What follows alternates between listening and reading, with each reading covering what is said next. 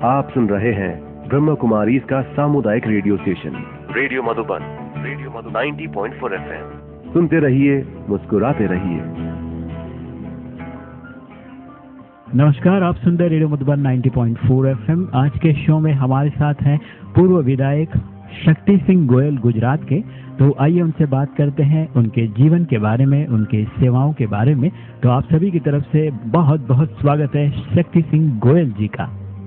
धन्यवाद भैया, मधुबन FM से बात करने पे बड़ी खुशी हो रही है मुझे। आज ब्रह्मा कुमारी ईश्वरीय विश्वविद्यालय का यूथ विंग के एक प्रोग्राम में माउंट आबू के बहुत ही खुशनुमा एटमॉस्फेयर में मैं आज यहाँ आपसे बात करते हुए बड़ी ही खुशी महसूस कर रहा हूँ। मैं पूर्व विधायक हूँ, मैं मिनिस्टर रहा हूँ गुजरात में। Health, family welfare, planning, finance, education, सबसे यंग एज में सबसे ज़्यादा डिपार्टमेंट का मिनिस्टर मानता हूँ भगवान की कृपा से और आवाम की शुभकामनाओं से वहाँ काम करने का मौका मिला। और उसके बाद 2007 से लेकर 2012 तक लीडर ऑपोजिशन इन गुजरात लेजिस्लेटिव में भी मैं रहा हूँ। मैंने BSc, LLB, master in law, diploma in journalism, diploma in computer वो किया हुआ है। एक देश में आज़ाद होने के बाद डेमोक्रेसी में जनरली जो विधायक या जो सांसद के लिए जो भी पार्टी तय करती थी उसमें बड़े बुजुर्ग लोग, बड़े अनुभवी लोगों का ही चयन हुआ करता था। एक दौर चला जिसमें राजीव गांधी ने यूथ को पॉलिटिक्स में लाने की बात की और उसी को चलते हुए मैं खुशकिस्मत रहा कि जब मैं लॉ कॉलेज का स्टूडेंट था, एक कैंपस के लीडर के नाते में काम कर रहा था। उस वक्त मुझे पहला मौका मिला और मैं वो एक दौर चला जब राजीव गांधी ने यूथ को पॉलिटिक्स में, राजनीति में आने के लिए न सिर्फ नारा दिया पर उन लोगों को एक मौका भी दिया। और उसी को चलते हुए जब मैं लॉ कॉलेज का स्टूडेंट था, कैंपस में एक स्टूडेंट्स लीडर की ओर काम कर रहा था, उस वक्त मुझे मौका मिला और मैं विधायक, सबसे कम उम्र में विधायक को जो गुजरात में बने उसमें मुझे विधायक बनने का मौका मिला। आज हमारा देश 21st सेंचुरी की ओर जब बात करें तो हम कह सकते हैं, बड़े नाज के साथ कह सकते हैं कि आने वाला दिन, आने वाला कल वो हमारा होगा, हिंदुस्तान का होगा। क्योंकि और देशों के पास भले ही मानव संसाधन ज्यादा होंगे, उनके पास और चीजें हमसे ज्यादा होगी, पर जो ह्यूमन रिसोर्सेज है, जो मानव संसाधन है, वो आने वाले दिनों में सबसे ज्यादा अगर किसी देश के पास होगा तो वो हमारे देश के पास होगा। अगर दुनिया में किसी देश के पास सबसे ज्यादा युवा होंगे तो वो हमारा देश होगा। पॉपुलेशन में भले ही चाइना हमारे से आगे होगा, पर यूथ पॉपुलेशन सबसे ज्यादा हमारे देश में होगा। और मैंने अभी ही एक में किताब पढ़ रहा था, the world of 21st century, the flat world, जो कि एक अमेरिका के कॉलमिस्ट ने लिखी है, थॉमस फ्रेडमैन। और उसने अपनी किताब में लिखा है, सारी दुनिया के बड़े बड़े देश घूमने के बाद उसने कहा है कि हिंदुस्तान के यूथ के पास जो ताकत है, दूसरी लैंग्वेजेस, दूसरी भाषाओं को समझने की और नॉलेज पाने की जो क्षमता हिंदुस्तान के यूथ के पास है, इंडिया के यूथ के पास है, वो कहीं और नहीं है। और इसीलिए आने वाला कल हमारा होगा, ये अमेरिका का एक कॉलमिस्ट भी लगता है, वो हमारे लिए बड़े फक्र की बात है। मैं आज यहाँ ब्रह्मा कुमारी विश्वविद्यालय के इस प्रोग्राम में आया हूँ और मैंने देखा कि आज जो हमें जरूरत है वो ऐसे रिलीजियस संस्थाओं की जरूरत है जो सबको जोड़ने का काम करे। मजहब के नाम पे तोड़ने वाले लोग तो बहुत होते हैं, पर इससे इंसानियत भी टूटती है और इससे देश भी टूटता है। बड़ी खुशी की बात यह है कि यहाँ पे ब्रह्मा कुमारीज में किसी भी तरह से दिलों को तोड़ने का काम नहीं होता है। बड़ी सहजता से यहाँ पे आम आदमी को जोड़ने का काम हो रहा है और इसी को चलते 137 कंट्रीज में 8,500 सेंटर्स, मैं मानता हूँ एक बहुत बड़ी उपलब्धि है जिसके ऊपर हम नाज ले सकते हैं। यहाँ मैं आज इस युद्ध कैंप में बहुत ही हमारे अलग अलग राज्य से आए हुए युवा साथियों से मिलके बड़ा प्रभावित हुआ हूँ और मुझे पूरा विश्वास है कि आने वाला कल वो हमारा हो। आप सुन रहे हैं रेडियो मधुबन 90.4 एफएम और हम बात कर रहे हैं शक्ति सिंह गोयल जी से। तो चलिए शक्ति सिंह जी से मैं पूछना चाहूँगा कि सर आप बताइए कि हमारे जीवन में कभी कभी ऐसा मोड़ आ जाता है जहाँ पर हमको लगता है कि सब कुछ खत्म हो गया है, तो क्या आपके जीवन में भी इस तरह का अनुभव आपके पास है? देखिए, अप्स एंड डाउन्स वो जीवन के साथ जुड़े रहते हैं। अब ये हमारे पर निर्भर करता है कि जब कोई अप आए या कोई अच्छी बात हो तो उसमें हम बहक नहीं जाए, और जब कोई बुरी घटनाएं घटती हैं या जब कोई ऐसा वक्त आता है जो बुरा वक्त हम मान लेते हैं, जो हमारे लिए डाउनफॉल होता है, उस वक्त में मायूस इतने नहीं हो जाए कि फिर हम खड़े ही ना हो पाए। मैं तो मेरे जीवन में कुछ घटनाएं बनी हैं, मैं मानता हूँ कि ऊपर वाले की कृपा से बहुत सारी अच्छी बातें भी हुई हैं और कहीं कहीं डाउनफॉल भी हुआ है, पर मैंने जब भी ये डाउनफॉल आया है उसको उतने ही प्यार से एक्सेप्ट किया है। और एक बड़ी अच्छी किताब है हु मूव्ड माय चीज, माने वो दो रैट्स को लेके एक अच्छी के अगर आपके नसीब में जो चीज थी वो वहां से हट गई है तो वहीं रह के सर पटक के रोने की बजाय चलो आगे की मेहनत करो, दूसरी जगह ढूंढो, और अगर मेहनत करते हैं तो बुरा वक्त भी ऐसे ही कट जाता है और अच्छा वक्त शुरू हो जाता है। और वो मायूसी हमें इतना मायूस नहीं कर देती है कि जहाँ से हम आगे ही नहीं बढ़ पाए। और मैं मानता हूँ मेरे युवा साथियों के लिए भी मेरा यही संदेश है कि वक्त होता है वो हर वक्त अच्छा ही नहीं होता है, सुख और दुख दो पहलू हैं और दोनों को एक्सेप्ट करना होगा। ना उस अच्छी मोमेंट को, ना सुख में इतना बहक जाना है कि जिससे हम दूसरे की सोच ही ना रखे साथ में। हमारे गुजराती में कहा जाता है गमतू मळे तो एने गूंजे न भरिए, गमता नो करिए गुलाल। इसका मतलब है कि अगर कोई अच्छी चीज आती है तो खुदगर्जी से सिर्फ अपनी ही जेब में नहीं रखते हैं, इसको और लोगों में भी बांटना है। और जब कोई बुरा वक्त आए तो उसमें मायूस नहीं हो जाना है, वो भी एक जीवन का पहलू है। उसको एक्सेप्ट करके अगर मेहनत शुरू रखते हैं, परमात्मा से प्रार्थना करके अपने आप को संभाल के मन की शांति बना के आगे काम करते रहते हैं तो बुरा वक्त भी निकल जाता है।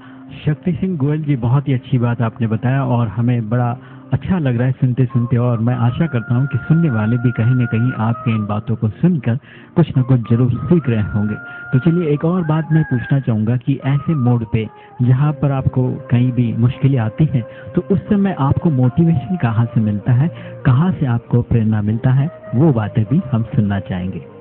मैं एक तो श्री कृष्ण और महात्मा गांधी जी, इस दोनों को मैं बहुत पढ़ता हूँ और दोनों को निगाहों के सामने रखता हूँ। तो मैं मानता हूँ कि उनके जीवन से हमें बहुत सारी ऐसी चीजें मिल जाती हैं। और इसके साथ साथ जो ब्रह्मा कुमारी जैसी जितनी भी रिलीजियस ब्रांचेस है, जो मजहब के नाम पे लोगों को तोड़ने का नहीं जोड़ने का काम करने वाली, अच्छा संदेश देने वाली संस्थाएं हैं, उनकी अच्छी स्पीचेस, उनके अच्छे लिटरेचर्स, उनकी बातों को मैं याद कर लेता हूँ। और वही मैं मानता हूँ जैसे अपने मोबाइल बहुत यूज करते हैं तो फिर बैटरी डिस्चार्ज होती है, उसको रिचार्ज करना पड़ता है, उसी तरह ऐसी चीज जो है वो जीवन को भी रिचार्ज कर देती हैं और आगे जाने की फिर से वही प्रेरणा, वही ताकत वहीं से मिल जाती है। अच्छा सर, एक उदाहरण भी सुनाइए महात्मा गांधी जी या श्री कृष्ण के बारे में जिन्हें आप पढ़ते हैं। हाँ, देखिए पहला मैं महात्मा गांधी जी का ये कहूँगा कि उन्होंने अपने जीवन में दो बातें करी।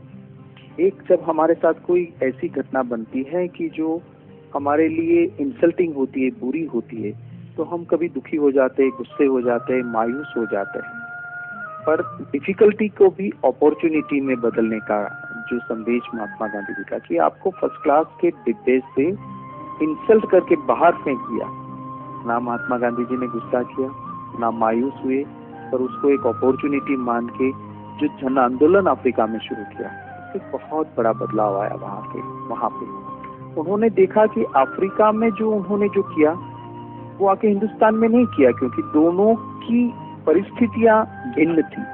अफ्रीका में वो लड़े कि मुझे फर्स्ट क्लास में बैठने का मेरा अधिकार है। अफ्रीका के अंदर कोर्ट में गए और उन्होंने कहा कि ये पगड़ी मैं नहीं निकालूंगा, अगर तुम कहोगे तो ये मेरी संस्कृति है, मैं तुम्हारी कोर्ट छोड़ दूंगा पर मैं पगड़ी नहीं छोड़ूंगा। और वही महात्मा गांधी जब हिंदुस्तान में आए तो यहाँ पे वो फर्स्ट क्लास के डिब्बे में बैठ सकते थे, पर नहीं, हिंदुस्तान में उन्होंने थर्ड क्लास में बैठ के सारा देश की जर्नी की। यहाँ पे वो पगड़ी पहन सकते थे, कोट रख सकते थे, पर नहीं, यहाँ उन्होंने सिर्फ धोती पहन के आजादी का संदेश दिया। माने जिस परिस्थिति है उस परिस्थिति के अनुरूप, क्योंकि वहां जरूरी था कि वो अफ्रीकन के अंदर वो आत्मविश्वास हो कि नहीं, मैं भी फर्स्ट क्लास में बैठ सकता हूँ, मैं अपनी संस्कृति रख सकता हूँ, मुझे कोई अंग्रेज नहीं ये कर सकते। यहाँ जरूरी था कि थर्ड क्लास में जाके वो संदेश दे कि मैं आम आदमी की तरह थर्ड क्लास में बैठने वाला हूँ। अगर मेरा हिंदुस्तान का भाई के पास पूरे तन ढकने के लिए कपड़े नहीं है तो मैं पगड़ी कोट पैंट नहीं, मैं सिर्फ धोती पहन के उनको भी यही कहूंगा कि तुम्हारी जो परिस्थिति है उसी में मैं जी के उसको महसूस कर रहा हूँ। वो महात्मा गांधी जी की महानता थी। उसी तरह अगर श्री कृष्ण को देखा जाए तो वही श्री कृष्ण कि जिन्होंने मैं हथियार नहीं उठाऊंगा ऐसी प्रतिज्ञा ली, पर जब वक्त आया तो उन्हीं कृष्ण ने प्रतिज्ञा को भी रखा और अंगुली पे वो रथ का पहिया लेके सुदर्शन बना के उन्हें काम भी किया। वो कृष्ण जो मुरली बजा के गोपियों के साथ रह सकते हैं, वही युद्ध के मैदान में शंख बजा के कृष्ण एक अच्छे सारथी भी बन सकते हैं, जो गोपियों के वस्त्र हरण कर सकते हैं, उसको उठा के ले भी जा सकते हैं। वही जरूरत पड़ने पर वहाँ वस्त्र की जब उनको जरूरत लगा, उनको लगा कि द्रौपदी का यहाँ पे हनन हो रहा है, तो उन्हीं को वस्त्र देने वाले भी वही श्री कृष्ण थे। माने परिस्थिति के अनुरूप दोनों चीजें करने वाले कृष्ण और महात्मा गांधी जी, और हर परिस्थिति को बड़ी भली भांति सहजता के साथ अपने जीवन में स्वीकार किया था। शक्ति सिंह गोयल जी, बहुत ही अच्छी बात आपने बताया और मुझे लगता है कि मैं भी बहुत कुछ आपके इन बातों से सीख पा रहा हूँ और मैं आशा करता हूँ कि सुनने वाले भी आपके इन बातों से बहुत कुछ सीख रहे हैं। तो चलिए आगे बढ़ते हुए मैं चाहूँगा कि अभी एक छोटा सा ब्रेक लेते हैं और सुनते हैं एक बहुत ही प्यारा सा गीत। आप सुन रहे हैं ब्रह्म कुमारी का सामुदायिक radio station radio Madhuban 90.4 FM पर शक्ति सिंह गोयल जी को सुनते रहो, मुस्कुराते रहो। लौट के आ, लौट के आ, लौट के आ, लौट के आजा मेरे मीत, लौट के आजा मेरे मीत, तुझे मेरे गीत बुलाते हैं। लौट के आजा मेरे मीत, तुझे मेरे गीत बुलाते हैं। मेरा सुना पड़ा रे संगीत, मेरा सुना पड़ा रे संगीत, तुझे मेरे गीत बुलाते हैं। लौट के आजा मेरे मीत।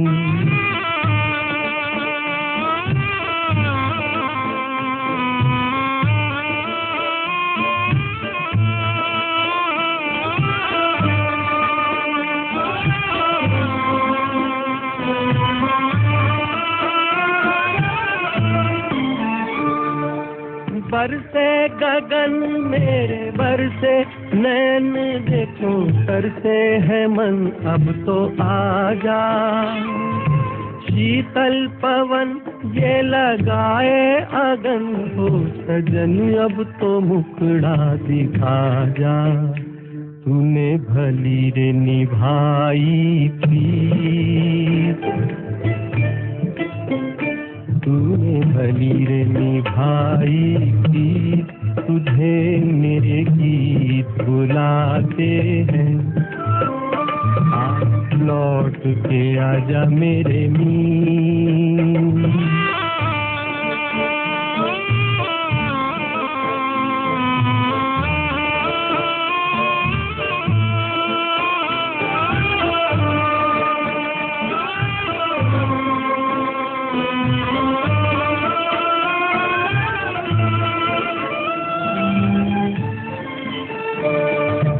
एक पल है हंसना, एक पल है रोना, कैसा है जीवन का खेला।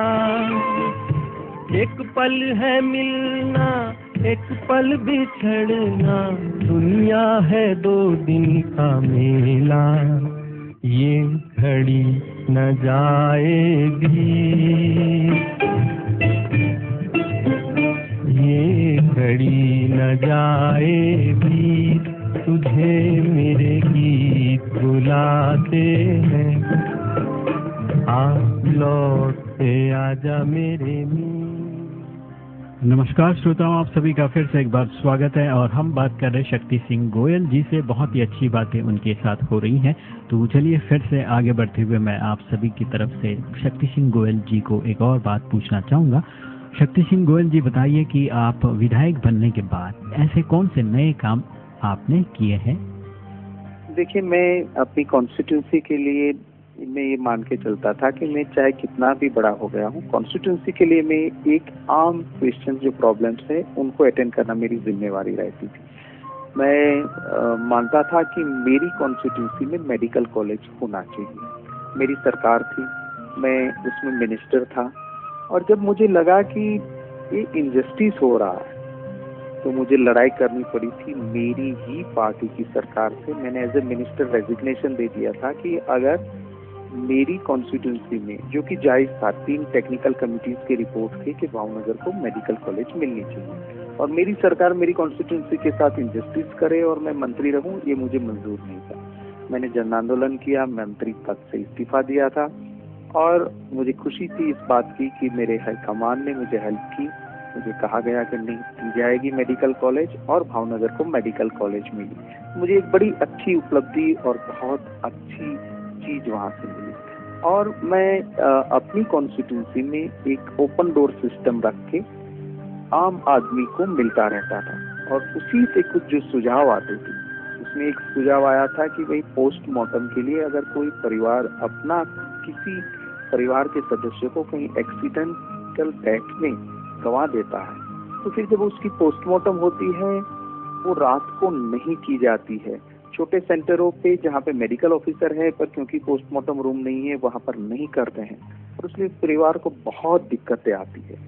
मैं हेल्थ मिनिस्टर था, मेरे डिपार्टमेंट में मैंने मीटिंग बुलाई, और आखिर में मुझे ये लगा कि नहीं, ये इसका रास्ता निकल सकता है, और हमने गुजरात में तय कर दिया कि कहीं पे अगर कुछ केसेस ऐसे हैं कि जहाँ डे लाइट में मरे हुए इंसान की आंखों का कलर वो जानना जरूरी होता है, ताकि पता चल सके कि कौन सी पॉइजनस असर के नीचे ये हादसा हुआ है।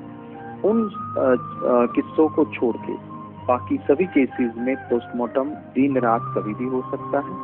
जो CHCs और PHCs से पोस्टमार्टम नहीं होते थे, हमने वहाँ पे सर्कुलर करके कह दिया कि ये पोस्टमार्टम आप छोटे सेंटरों में भी आपको करना है, क्योंकि आपके पास क्वालिफाइड डॉक्टर तो है ही। और इससे मैं मानता हूँ कि एक बहुत, जो लोग पहले बहुत परेशान होते थे, डिस्ट्रिक्ट हेडक्वार्टर पर लाओ, डेड बॉडी लेके जाओ, पूरी रात बैठे रहो, दूसरे दिन पोस्टमार्टम होगा, फिर ठहराओ, उनसे उनको मुक्ति मिली, और काफी लोग उनसे खुश रहे, और मुझे कहा कि नहीं, एक बहुत अच्छा काम हो। ये सारी चीजें जो है वो जरूरी नहीं है कि मंत्री या विधायक के ही दिमाग चलते हो। एक अनपढ़ गंवार गांव का, जिसको हम आदमी कहते हैं, वो आके, उनका इंटेलिजेंस भी बहुत है, उनको प्लेटफॉर्म नहीं मिला, उनको एजुकेशन नहीं मिला। इसका मतलब ये नहीं कि भगवान ने उसको दिमाग नहीं दिया, कभी कभी उनके दिमाग से बहुत अच्छे सुझाव हमको मिलते हैं। सिर्फ राजनेताओं को मुझे ही सब कुछ आता है, मैं ही एक्सपर्ट हूँ, ऐसा नहीं। औरों से सीखने के लिए दिमाग हम खुला रखते हैं, तो बहुत सारी चीज हम सीख सकते हैं उन लोगों से भी जिनके पास डिग्रीज नहीं है पर दिमाग हमसे भी तेज है। बहुत ही अच्छी बात सर आपने शेयर किया और मुझे लगता है कि इससे हम बहुत कुछ सीख सकते हैं। तो चलिए आगे बढ़ते हुए मैं एक बात और पूछना चाहूँगा, वो ये कि आप अपनी खुशी को कैसे बनाए रखते हैं? कि मैं ज़्यादातर खुश रहता हूँ, मैं परिस्थिति को स्वीकार करता हूँ और ऐसा नहीं कि इसके लिए मुझे कोशिश नहीं करनी है। हाँ, खुश रहता हूँ अगर कुछ ऐसी कि जहाँ मैंने जो चाहा है और वो नहीं हुआ है, तो उस वक्त पे क्यों नहीं हुआ है इसका मैं इंट्रोस्पेक्शन जरूर करता हूँ और इंट्रोस्पेक्ट करके अपने आप में देख के जहाँ मेरी गलती या मेरी कमजोरी लगती है उसको सुधारने की भी कोशिश करता हूँ, पर मायूस नहीं होता हूँ, खुश रहता हूँ। और मैं मानता हूँ कि खुश रहना एक बहुत बड़ी बात है। अपने आप को पॉजिटिव स्ट्रोक देना है और कोई दे ना दे, अपने आप को भी कॉम्प्लीमेंट्स देना है। और कहीं गलती होती है तो उसके ऊपर रोने की बजाय ये गलती दोबारा ना हो उसकी दिल में ठान लेना है, और क्यों हुई थी गलती, कहाँ हम कमजोर पड़े थे, उसको भी अपने आप में समझ के दोबारा इसका रिपीटेशन ना हो उसकी कोशिश में मानता हूँ कि एक बहुत अच्छे मजे देती है और चलती रहती है लाइफ। ठीक है शक्ति सिंह गोयल जी, बहुत ही अच्छी बात आपने शेयर किया। और एक बात मैं पूछना चाहूँगा कि आपका डेली रूटीन क्या है, किस तरह से आपका दिनचर्या है और आगे आपका लक्ष्य क्या है? देखिए, पहली बात तो ये कि मेरा रूटीन थोड़ा सा सेट रहता है। एक बात में सुबह जो मेरा होता है, माने जैसे ही सुबह हुई जागे तो अपना जो पहला 1.5 घंटा है वो मैं मोबाइल भी बंद रखता हूँ और कुछ काम नहीं, बस अपना रूटीन करके सुबह में फ्लोर एक्सरसाइज, स्पॉट जॉगिंग, आसन, प्राणायाम एंड प्रार्थना, वो मेरा 1.5 घंटे का रूटीन रहता है। मेरा मॉर्निंग ब्रेकफास्ट, मैं नेचुरोपैथी में थोड़ा बिलीव करता हूँ, तो मेरा मॉर्निंग ब्रेकफास्ट होता है सिर्फ फ्रूट्स, जो भी सीजनल फ्रूट्स आते हैं वो फ्रूट्स खा लेता हूँ। और बाकी फिर पब्लिक लाइफ है तो फिक्स टाइम टेबल तो नहीं रहता है। Body on wheels and wing, कहीं कार में बैठे, प्लेन में बैठे, इधर उधर भागम दौड़, ट्रैवलिंग बहुत रहती है। पर कोशिश ये रहती है कि मैं अपना जो खाना होता है उसको अगर जहाँ तक पॉसिबल होता है मैं बॉइल्ड वेजिटेबल और सिंपल सा सब्जी रोटी खाना खा लेता हूँ। मिल्क बाई प्रोडक्ट ज़्यादातर अवॉइड करता हूँ, माने आइसक्रीम, मिठाइयाँ, दूध, इनको ज़्यादातर हो सकता है जहाँ तक मैं अवॉइड करता हूँ। और शाम को भी ऐसे ही सादा खाना होता है। मुझे कोई कहते हैं कि चलो 5 स्टार में आपको डिनर करवाते हैं, या ऑप्शन ये है कि घर में सिर्फ सब्जी और रोटी खाए। मैं 5 स्टार का डिनर नहीं पसंद करता हूँ, तो प्यार से बनी घर की सब्जी और रोटी ज़्यादा एंजॉय करता हूँ, मुझे उसमें और मज़ा आता है। रात का मेरा लेट नाइट्स हो जाता है क्योंकि मैं दिन में मेरा बिजी स्केड्यूल चलता है और रात को मैं मेरे ईमेल्स, न्यूज़पेपर्स, इंटरनेट पे देखना, दुनिया में क्या हो रहा है वो भी देखता हूँ। मेरे दूसरे दिन का अगर मुझे कुछ प्रिपरेशन करना है, काम करना है, वो सब मेरा रात को होता है। वो निर्भर करता है कि कितना वर्कलोड है और क्या ये घटनाएं देश में बन रही हैं, उसको दुनिया में बन रही, उसको लेके मेरा रूटीन जो है रात का वो थोड़ा लेट नाइट्स वाला हो जाता है। पर चलता है, 6-6.5 घंटे सोने को मिल जाए तो मेरे लिए बहुत हो जाते हैं। साउंड स्लीप आती है। आपकी शुभकामनाएं, भगवान की मेहरबानी से मैं जब चाहूँ, जहाँ चाहूँ, 5 मिनट में बड़े ही आराम से गहरी नींद ले सकता हूँ। तो ये एक मेरे लिए अच्छी बात। शक्ति सिंह गोयल जी, ये तो बहुत अच्छी बात आपने शेयर किया हमारे साथ और मुझे लगता है कि ये बहुत बड़ा एक उपलब्धि है आपके पास कि आप 5 मिनट में गहरी नींद में जाते हैं। तो एक और बात मैं पूछा था आपको कि आपने अपना आपका लक्ष्य क्या है वो बताइए सर। हाँ, देखिए, मैंने राजनीति में किसी भी पॉलिटिकल पोस्ट पे पहुंचने का कभी लक्ष्य नहीं रखा है। मैंने जब मैं विधायक बना मैंने नहीं सोचा था कि मैं मंत्री बनूंगा। जब मैं मंत्री बना मैंने कभी नहीं सोचा कि मैं इसके आगे जाके लीडर ऑपोजिशन बनूंगा। पर जो परिस्थिति होती है उसमें मैं कोशिश मेरी ये होती है बेस्ट परफॉर्म करो, बेस्ट परफॉर्म करो। आपके ऊपर जो भी आया है उसमें ऐसे ही नहीं कि रूटीन में चले गए और चलना है और हो जाएगा, चलता रहता है। नो, जहाँ तक हो सकता है जो भी जिम्मेवारी आपको आज मिली है, आज का आपका काम है, उसके लिए अपना बेस्ट क्या दे सकते हो आप, इसके लिए आपको प्रिपेयर करना है, अपने आप को प्रिपेयर करो, तैयारी करो, और उसी को लेके मैं काम करता रहता हूँ। और जो तकदीर में होता है, भगवान जो चाहते हैं वो आ जाता है, मिल जाता है। तो देखो, अगर नहीं भी रहता है तो उसका कोई दुख नहीं होता है। मैं जब मंत्री था तो भी वही उसी तरह से रहता था, और मिनिस्टर नहीं था तो भी उसी तरह से रहता हूँ। इलेक्शन के दिन की रात भी मैं चैन से सो सकता हूँ। चुनाव जीतता हूँ या चुनाव हारता हूँ, इससे मेरे दिमाग पे, मेरे निजी लाइफ में कोई मैं फर्क नहीं होने देता हूँ। मैं अपने आप लेके अपना काम लेके चलता रहता हूँ। बहुत ही अच्छी बात, आपने गहरी बात कह दी। बहुत बड़ी उपलब्धि आपको मिली है। ऐसा करने के लिए शायद एक तपस्या की जरूरत पड़ती है, जो आपने कर ली है। तो चलिए, बहुत अच्छी बात आपने हमें बताया। और आगे बढ़ते हुए, और आखिरी सवाल मेरा ये रहेगा कि आपको बहुत सारे लोग रेडियो के माध्यम से सुन रहे हैं, तो उन सभी के लिए एक मैसेज आपकी तरफ से। मधुबन के सुनने वाले सभी सज्जनों, देवियों, साथियों को मेरी बहुत बहुत ढेर सारी शुभकामनाएं। मैंने तो सिर्फ मेरे जीवन के कुछ एक्सपीरियंस आपके साथ शेयर किए हैं। मैं नहीं मानता हूं कि मैं कोई बहुत बड़ा एक्सपर्ट हूं, या मैं कहूं वही सच्ची बात, ऐसा तो नहीं है। मेरे अपने जीवन के अनुभव की आपके साथ कुछ बातें रखी हैं। मेरा एक वेबसाइट भी है, www.shaktisinghgohil.com। इसके ऊपर मैं अपने ब्लॉग लिखता रहता हूँ। मेरी कई स्पीचेस होती है, उनकी वीडियोस होती हैं, कुछ पॉलिटिकल प्रेस नोट्स और पॉलिटिकल स्पीचेस भी होती है। अगर उसको आप ना चाहे तो अवॉइड कीजिए, कहता हूँ। आपके भी कोई सुझाव हो, आप जरूर उधर से मेरे कॉन्टेक्ट्स हैं, आप मेल, फोन जरूर कर सकते हैं। और आप सबको भी बहुत शुभकामनाएं, बहुत बहुत शुभकामनाएं। और बड़ी अच्छी मुझे आप लोगों से बात करने की जो एफएम ने, मधुबन एफएम ने एक मैं कहता हूँ अपॉर्चुनिटी दी, इनके लिए इनका भी बहुत बहुत धन्यवाद। Thank you, bye bye. बहुत बहुत धन्यवाद सर। बहुत ही अच्छा लगा आपके साथ बात करने के लिए, और बहुत अच्छी बातें आपने शेयर किया। अपने जीवन के कुछ अनमोल अनुभव हमारे साथ शेयर किया, जिससे हमको बहुत कुछ सीखने को मिला। तो आशा करता हूँ आगे भी आप हमारे साथ जुड़े